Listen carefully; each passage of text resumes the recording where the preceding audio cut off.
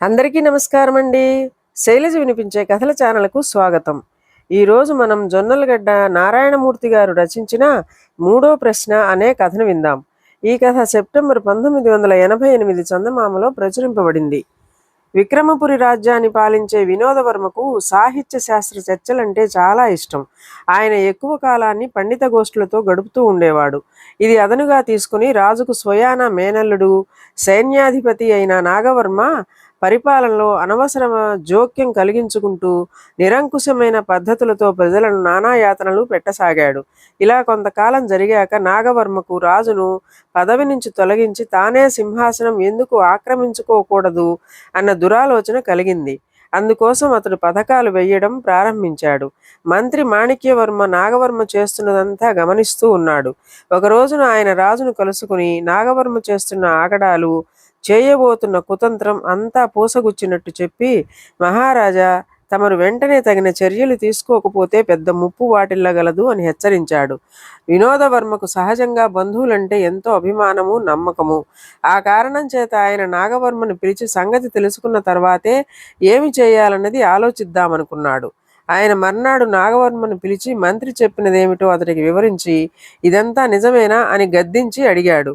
నాగవర్మ చేతులు జోడించి, నేను మీకు హాని తలపెట్టడమా? కానీ ఒక విషయం మాత్రం నిజం.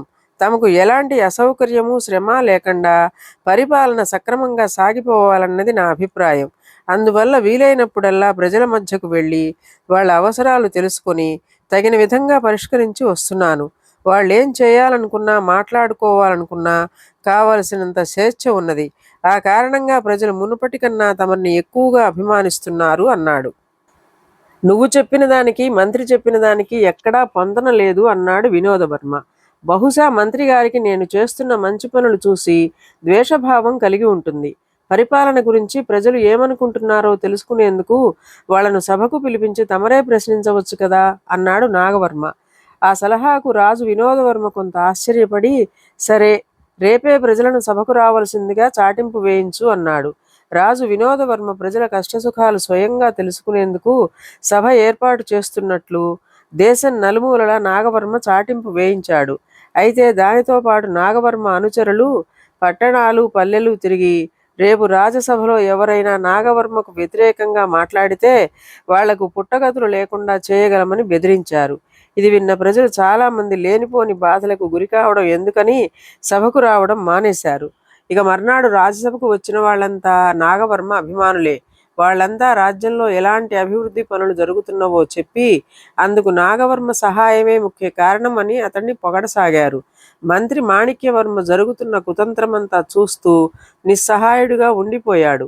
రాజు వినోదవర్మ పట్టరాని సంతోషంతో, అయితే నా మీద కానీ నా పరిపాలన మీద కానీ మీలో ఎవరికి చెడ్డ అభిప్రాయం లేదు అని అనుకోవచ్చా అని వాళ్ళను ప్రశ్నించాడు. అందుకు నాగవర్మ మనుషులు ఉత్సాహంగా కరతాళ ధ్వనులు చేస్తుండగా వాళ్ల మధ్య నుంచి గోవిందుడనే యువకుడు ముందుకు వచ్చి వినయంగా, మహారాజా, తమ పరిపాలనను విమర్శించేటంత గొప్పవాణ్ణి కాకపోయినా అవకాశం ఇచ్చారు గనక తమరిని 3 ప్రశ్నలు అడగాలనుకుంటున్నాను అన్నాడు. రాజు అమితాశ్చర్యంతో ఆ యువకుడి కేసి చూస్తూ, ఏమిటి ఆ ప్రశ్నలు అని అడిగాడు. మహారాజా, దేశంలో ప్రజలు ముప్పూటలా సుష్టుగా భోజనాలు చేస్తున్నారని ప్రచారం జరుగుతున్నది. అయితే సగానికి సగం మంది ప్రజలు ముష్టి ఎత్తుకుని ఎందుకు బతుకుతున్నట్లు? ముష్టి వాళ్లను ప్రజలుగా లెక్కించరా అని అడిగాడు గోవిందుడు. రాజు నాగవర్మ కేసి కోపంగా చూశాడు. నాగవర్మ ఏదో చెప్పబోయేసరికి రాజు అతన్ని వారించి గోవిందుడితో, నీ రెండో ప్రశ్న ఏమిటి అన్నాడు. దేశంలో ప్రజలందరూ ఎవరి పనులు వారు నిర్భయంగా చేసుకుపోతున్నారని, వారు మాట్లాడడానికి కావలసినంత స్వేచ్ఛ ఉన్నదని చెప్పబడుతున్నది. తమరు నిజం పరిశీలిస్తే వేల కొద్దీ జనం చెరసాలల్లో మొగ్గుతున్నారు. వాళ్ళందరినీ ఏం నేరాలు చేశారని చెరసాలలో పెట్టినట్టు అని అడిగాడు గోవిందుడు. అప్పుడు రాజు గంభీరంగా, అలాగా, అయితే నీ మూడో ప్రశ్న ఏమిటి అని అడిగాడు. గోవిందుడు రాజుకు చేతులు జోడించి, మహారాజా, నాదొక చిన్న మనవి. ఈ మూడో ప్రశ్న కొద్ది రోజుల తరువాత నా తండ్రి వచ్చి అడగవచ్చు. అందుకు అనుమతించండి అని కోరాడు. గోవిందుడు అలా కోరగానే రాజు అతన్ని దగ్గరికి రమ్మని పిలిచి ఆప్యాయంగా అతడి భుజం తడుతూ, దేశానికి కావలసింది నీ వంటి ధైర్యవంతులైన యువకులు. నీ మొదటి 2 ప్రశ్నలు నాకు అర్థమయ్యాయి. వాటికి సముచితంగా సమాధానం చెప్పే బాధ్యత నా మీద ఉన్నది. నీ తండ్రి నన్ను అడగగలరన్న ఆ మూడో ప్రశ్న ఏమిటో అతడు అడగనక్కర లేకుండానే నేను గ్రహించాను. అతడు ఆ ప్రశ్న అడగటానికి కూడా నేను ఎలాంటి అవకాశం కల్పించదలుచుకోలేదు అంటూ భటుల్ని పిలిచి నాగవర్మను అతన్ని సమర్థించే ప్రతి ఒక్కరిని అక్కడికక్కడే బంధించమని ఆజ్ఞాపించాడు. ఇది చూసి మంత్రి మాణిక్యవర్మ విస్తుపోయాడు. రాజాజ్ఞ ప్రకారం నాగవర్మ అతడి అనుచరులు చెరసాలలో పెట్టించబడ్డారు. తర్వాత రాజు వినోదవర్మ స్వయంగా పరిపాలనా బాధ్యతలు స్వీకరించి రాజ్యంలో సుఖశాంతులు పునరుద్ధరించాడు. ఇది జరిగిన కొన్నాళ్లకు ఒకనాడు మంత్రి మాణిక్యవర్మ రాజుతో, ప్రభు, నాగవర్మ అతడి అనుచరులు రాజ్యంలో అంతా సవ్యంగానే ఉన్నదని మిమ్మల్ని నమ్మించడంలో కృతకృత్యులవుతున్న సమయంలో ఒక్క గోవిందుడనే యువకుడు మిమ్మల్ని అడిగిన ఈ 2 ప్రశ్నలతో వాస్తవం ఏమిటో ఎలా అర్థం చేసుకోగలిగారు? గోవిందుడు తన తండ్రి అడుగుతారన్న మూడో ప్రశ్న ఏమిటి? అది అతడు తన తండ్రి ద్వారానే ఎందుకు అడిగిస్తానన్నాడు? మీరు గోవిందుడితో అటువంటి ప్రశ్న ఇక ముందు అడగవలసిన అవసరం ఉండదని అనడంలో అంతరార్థం ఏమిటి అని అడిగాడు.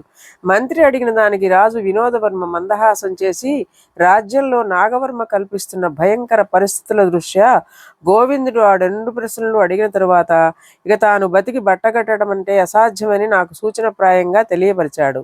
ఇక తర్వాత తన జాడ తెలియక తండ్రి నా దగ్గరకు వచ్చి నా గోవిందుడు ఎక్కడా అని నన్ను అడగబోయేదే ఆ మూడో ప్రశ్న. దానితో నేను దేశంలో ఎంత అరాజకం ప్రబలి ఉన్నదో గ్రహించి అతడితో అతని తండ్రి ఆ మూడో ప్రశ్న అడగవలసిన అవసరం ఉండదన్నాను అని జవాబిచ్చాడు. గోవిందుడి మూడో ప్రశ్న రాజ్యానికి అంతటి ఉపకారం చేసినందుకు మంత్రి మాణిక్యవర్మ ఎంతగానో సంతోషించాడు. ఇదండి ఈ కథ. ఈ కథ మీకు నచ్చినట్లయితే లైక్ చేయండి, షేర్ చేయండి, కామెంట్ చేయండి, సబ్స్క్రైబ్ చేసుకొని నన్ను ఎంకరేజ్ చేయండి. నమస్కారం అండి.